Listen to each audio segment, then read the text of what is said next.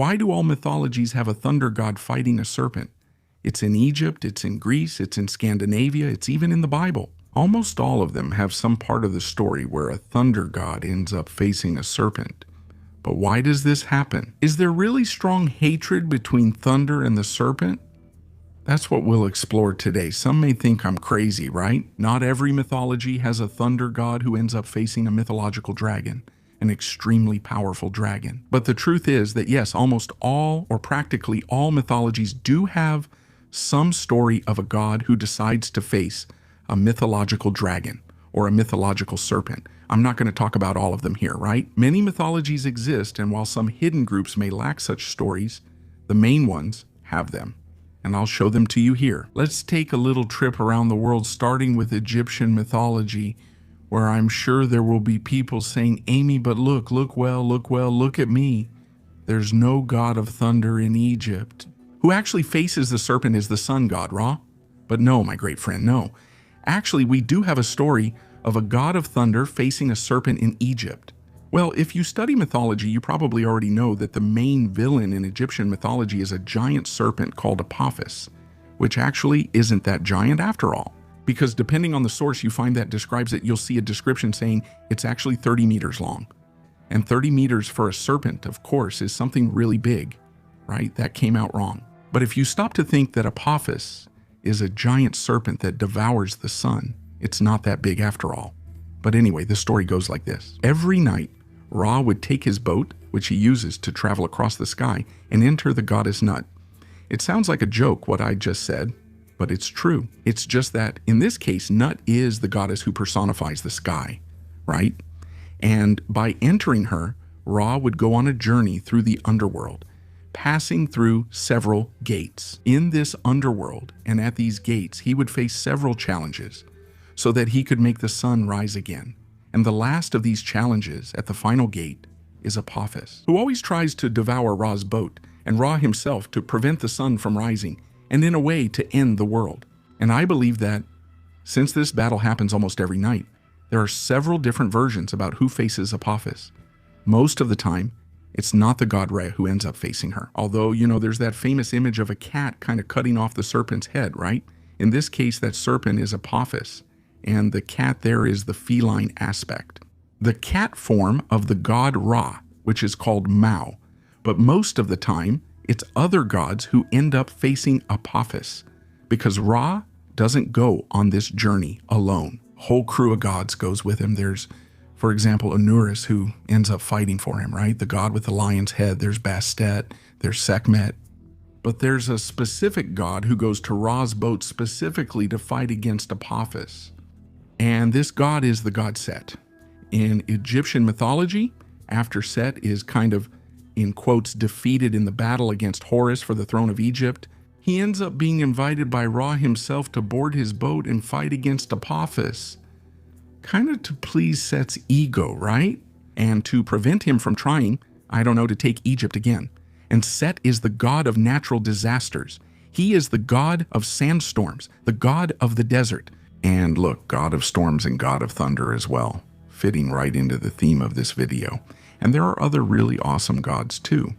For example, you could become a really awesome god by helping out the channel here, leaving a like, hyping it up anyway, all the things you already know.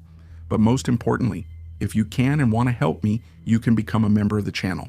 It's less than 5 Rs. And you get early access to videos and also to exclusive videos. For example, the video about King Solomon's blood sword, the video where I talk about fictional mythology from Ben 10 War of the Falls, and many others, and several other videos that are already there and more that will come. Another way you can help me is by buying the products that are showing up on the screen, or even just clicking on them already helps me a lot. I'll leave some Greek mythology books there in case you want them. Books about other mythologies too. And even a PlayStation 5 at the lowest price I can find, okay? I don't know how long that's going to last. But go ahead and start clicking and taking a look. There will also be links in the pinned comments. And now leaving Egypt, we're heading to Russian lands to talk about the Slavs. And among the Slavs, we have a god called Perun, who is basically a combination of Odin and Zeus. And because he's a god of thunder. You could also throw Thor into that mix because he also uses a weapon that represents him, But unlike Thor, who uses a hammer, Perun uses an axe. I'd even say he's a little bit below compared to the gods like Odin, because in this case, Odin and Zeus are the supreme gods in their respective mythologies. And Perun kind of ends up sharing his supremacy with two other gods, in this case, Svetavid and Svarog. Anyway, people were really afraid of Perun. That's because when he rode his chariots across the sky, which interestingly enough, according to some versions, they were also pulled by goats, just like Thor's chariot. It made a huge noise, which in this case was thunder. And when people heard this thunder, it was better for you to find a place to hide, because Perun might start the hunt for his worst enemy, Veles. Well, it turns out that Perun, besides being a god of thunder, was also a protector of the mortal world. That's because, just like in Norse mythology, in Slavic mythology there was also a division of worlds, and a tree that kind of served as a connection between these worlds. Perun was always near it, keeping watch to see if anything strange was happening. And the worst part was, it always did. Veles would show up. Veles was a Slavic god who represented the earth, the underworld, and the waters, and usually he was represented with the body of a serpent. And Veles was kind of an annoying god, really. Perun liked to mess with him whenever he could. He would come up from the underworld. He would come up to earth and steal something from Perun. Sometimes his children, which is pretty serious. His wife, also serious. Or his cattle, maybe a cow. And of course, Perun didn't like that at all. And he would start chasing Veles all over the world, throwing lightning bolts at him. That's why the Slavs believed that when lightning struck from the sky, it was because Veles had passed by. Veles would try to hide, transforming into other animals, turning into rain or water. But it didn't help much. In the end, Veles always ended up being killed and returned to the underworld. But the next year, he would come back and bother Perun again. Now, leaving Russia, leaving the Russian lands, we go to Scandinavia, where it's pretty easy, and everyone already knows the story I'm going to talk about, Thor and Jormungandr. Well, Thor is the champion of the Aesir gods, the one who carries Mjolnir, the giant slayer, his hammer. And holding his hammer, his belt, and his gloves, he walks through the sky with his chariot. In fact, the noise from the wheels, or rather, not the noise, but the sparks from the wheels, end up causing lightning. And the sound of Thor's hammer blows are the thunder. Thor has always been seen as an extremely powerful being, almost invincible. I say almost invincible because twice he ended up sort of being defeated, in quotes. First by Utgarda-Loki there in the land of Utgard, where King Utgarda-Loki, using his knowledge of magic and illusions, he ended up defeating Thor in his challenges. And also when he faced Jormungandr directly, Loki's daughter, during Ragnarok. Thor, using his chariot, would actually manage to strike Jormungandr on the head, killing her almost instantly. But there was something he had forgotten, the extremely powerful venom of Jormungandr. As soon as the serpent falls dead to the ground, her venom sacs burst, and Thor, who was nearby, ends up being hit. He even turns around. He manages to take about 7 steps there, but then he falls dead to the ground. Now, leaving Scandinavia, let's go to Canaan, or also to Phoenicia, where we have the story of the cycle of the god Baal. Baal is actually a fairly well-known god, mainly because his name appears in the Bible, but not that many people know his story, specifically the cycle of Baal. It ends up telling the story of how he ended up dying and coming back to reign over the gods. And of course, he is a god of storms and also a god of fertility. Well, the story basically goes like this. The god El ended up having to create the world, but he wanted to step back and hand over control of the pantheon to another god. In this case, he didn't want to specifically choose Baal. He considered making Jan, the sea god, the new pantheon representative. But for that to happen, Jan would have to defeat his main rival among the gods, who was the god Baal. But the thing is, everyone there, inside the pantheon, and actually outside the pantheon too, including you and me, we all know that the god Baal would probably beat the crap out of the god Jan. But the god of the seas had an ace up his sleeve, which was his pet, a gigantic monstrous serpent with many heads called Lothan. Lothan can even be considered one of the first legends of mythological serpents, and it probably inspired the serpent in the Bible, the Leviathan. It can be called by many different names: the powerful 7-headed one, the monstrous serpent, the fleeing serpent. Anyway, it has many names. Well, Baal, of course, ended up defeating the serpent. However, we don't have a very clear description of how the battle went. At least I couldn't find one. We know that it was defeated because Mot, who is the god of death, later ends up talking about the battle to Baal himself, where it is said that Baal managed to defeat the fleeing serpent. And now, let's go to Japan, where we have the serpent being defeated, maybe in the strangest or dumbest way. I don't know what you want to call it. Well, in Japan, we have the story of Susanoo, who isn't exactly a god of thunder, because in Japan's case, we have Haijin, who would fit that role better. But anyway, Susanoo is a god of the seas, and when you're a god of the seas, you also end up being a god of storms, like Poseidon. What happens in Susanoo's story is this. He ends up fighting with Amaterasu. He kind of tries to drown the whole world with his waters, and ends up being expelled from the heavens. When he's expelled from the heavens, he falls to earth and has to face several different challenges. In the midst of these challenges, in some village or near a river, I can't remember exactly now, he ends up meeting an old couple who were crying. These old people said there was a dragon called Yamata Naroshi who was devouring all their daughters. They had 8, and he devoured 7. There was only 1 left. So Susanoo wanted to help this couple, and he came up with a plan for that. He knew that Yamata would come back to devour this last woman, right? So he did the following. He kind of prepared a drink, some sake there. Actually, a huge vat of sake. The container was really large. He transformed the princess, the last woman, into a comb. He put it in his hair to protect her, and he waited for Yamata to appear, attracted by the smell of the sake. Yamata showed up, drank the beverage, and ended up falling asleep. Then Susanoo went there and killed the dragon. And now, leaving Japan, let's go back to Greece. Actually, not back, right? Because we haven't been there yet.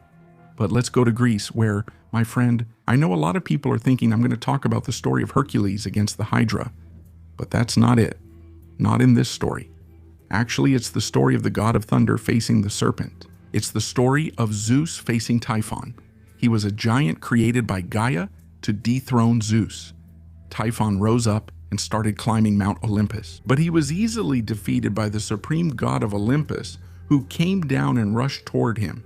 He blew up all the serpent heads that came out of his shoulders. And then he ended up throwing him under Mount Etna. And I know you must be thinking that I told the story wrong, right? That actually Typhon gave Zeus a lot of trouble and so on. But the first version I'm using here is from Hesiod, okay?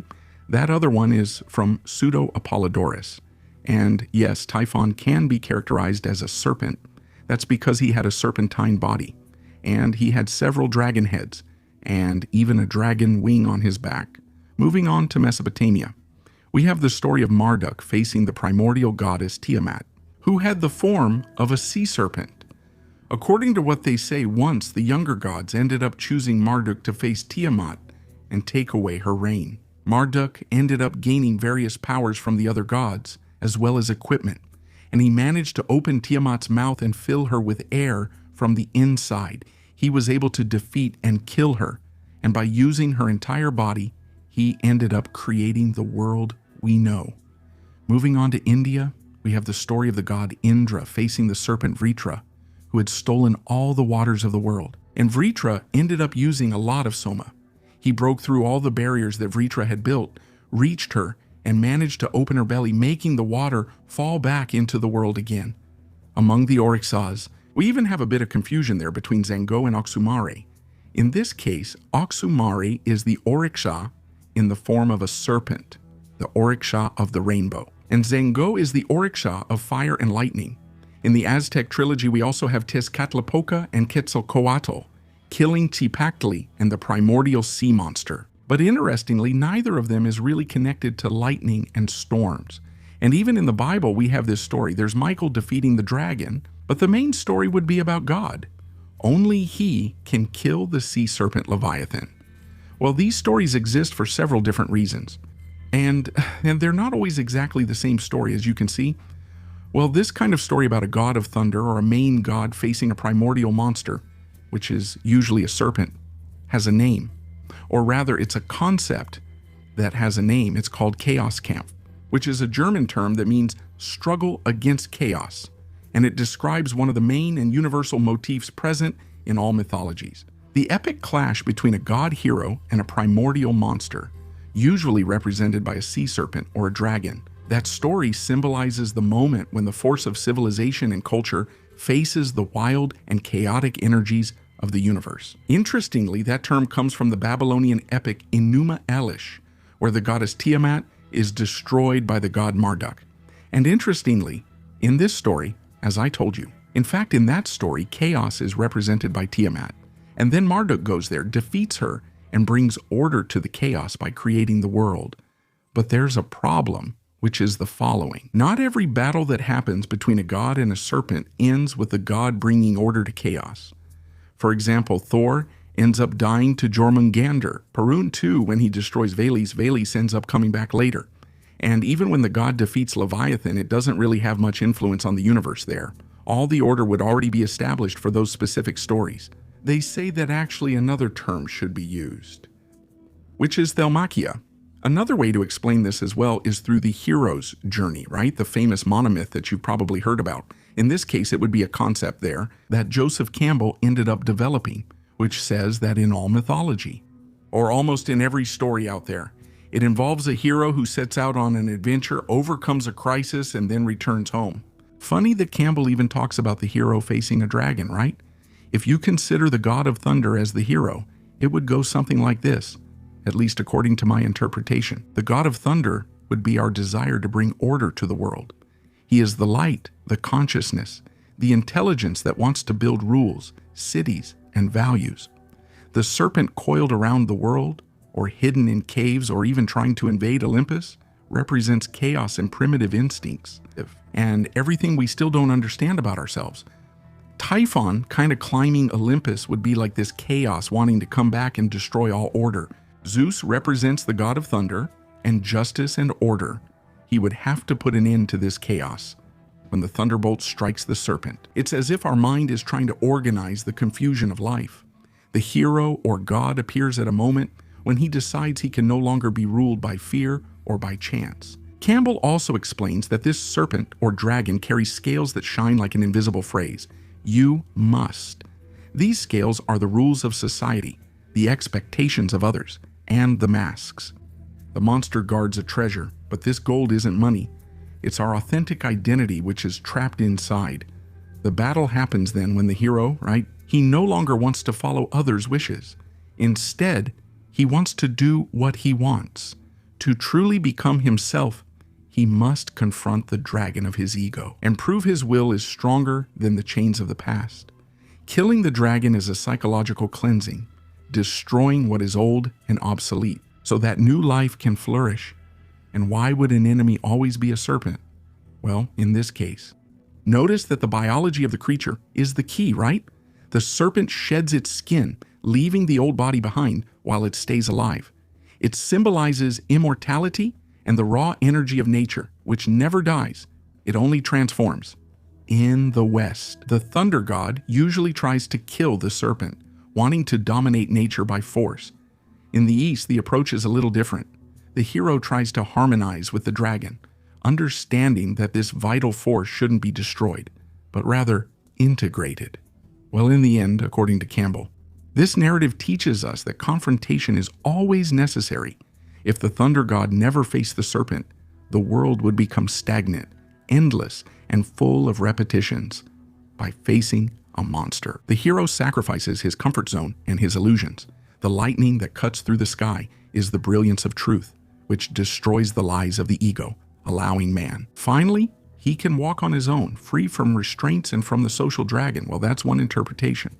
But there's another one that's easier. Actually, all the stories of a thunder god facing a serpent come from an original mythology, and that story ended up spreading to the others. Now, the first one really depends, right? Some people say it's from Sumer, in which case it would be Marduk against Tiamat. Others say it's Baal against Lothan. Others say it's Indra against Vritra. But there's a theory that says there would be a so-called Proto-Indo-European mythology from which all the other mythologies are derived. In this mythology, there would be a thunder god called Perkunos, and this thunder god would have given rise to all the other thunder gods we know, Zeus, Jupiter, Thor, Perun, and many others. This Perkunos, supposedly, because we don't have concrete evidence about this. He would have faced a serpent at some point in his story, and this story ended up being passed on to the other gods we know. If you liked the video, leave a like, subscribe to the channel, share, and also comment what you thought about these stories. Which is your favorite battle between a thunder god and a serpent? Thor with Jormungandr? Zeus with Typhon? Let us know. See you next time.